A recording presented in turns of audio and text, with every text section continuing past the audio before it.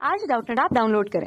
Doubtnut पर अपने सभी गणित, रसायन विज्ञान, भौतिक विज्ञान और जीव विज्ञान के डाउट्स का करो सफाया। बस प्रश्न की फोटो खींचो, एक ही प्रश्न को क्रॉप करो और तुरंत वीडियो सोल्यूशन पाओ। अभी डाउनलोड करें। हेलो फ्रेंड्स, क्वेश्चन है लुटियल अवस्था का दूसरा नाम है। पहला है फॉलिकुलर फेज, दूसरा है प्रोलिफेरल फेज, तीसरा है मेंस्ट्रुअल प्रवाह अवस्था और चौथी है स्रावी अवस्था। दोस्तों, हम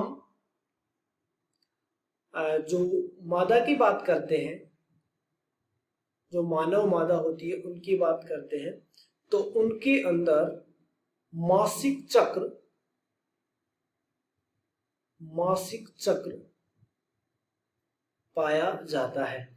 इस मासिक चक्र की जो फेज होती है या अवस्था होती है, उन सबसे पहली अवस्था होती है जिसे कहा जाता है मेंस्ट्रुअल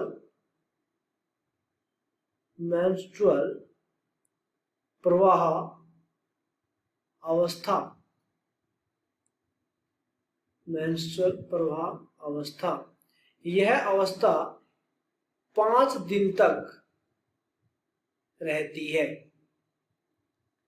इसके बाद दूसरी जो अवस्था होती है उसे कहा जाता है प्रोलिफेरेटिव अवस्था।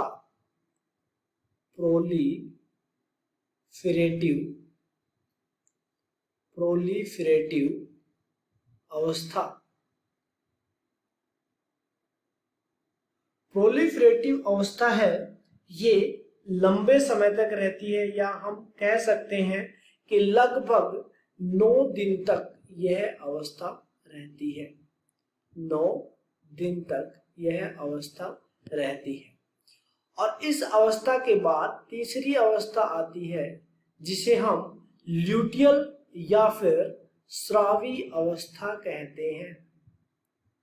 स्रावी अवस्था कहते हैं, ठीक है।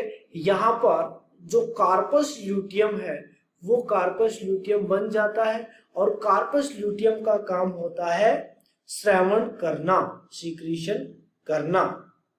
लगभग जो 2 लास्ट के वीक होते हैं, 2 वीक, तब तक स्रावी अवस्था है वो बनी रहती है। तो हम ऑप्शन देखते हैं। सबसे पहला ऑप्शन है हमारे पास फॉलिकुलर फेज, ठीक है, ये नहीं होगा, ल्यूटियल फेज था। उसके बाद आता है प्रोलिफेरेटिव फेज, ये भी नहीं होगा, ये भी गलत आंसर है। उसके बाद आता है मेंस्ट्रुअल प्रवाह अवस्था, ये भी यहाँ पर गलत है। और लास्ट आता है स्रावी अवस्था, जिसे ल्यूटियल अवस्था भी कहते हैं। तो यहाँ पर ये आंसर सही होगा। कक्षा 6 से 12वीं से लेकर नीट, IIT, JEE वो एडवांस के लेवल तक 1 करोड़ से ज्यादा छात्रों का भरोसा। आज ही डाउनलोड करें डाउटनेट ऐप या व्हाट्सएप करें अपने सारे डाउट्स 8400 400 400 पर।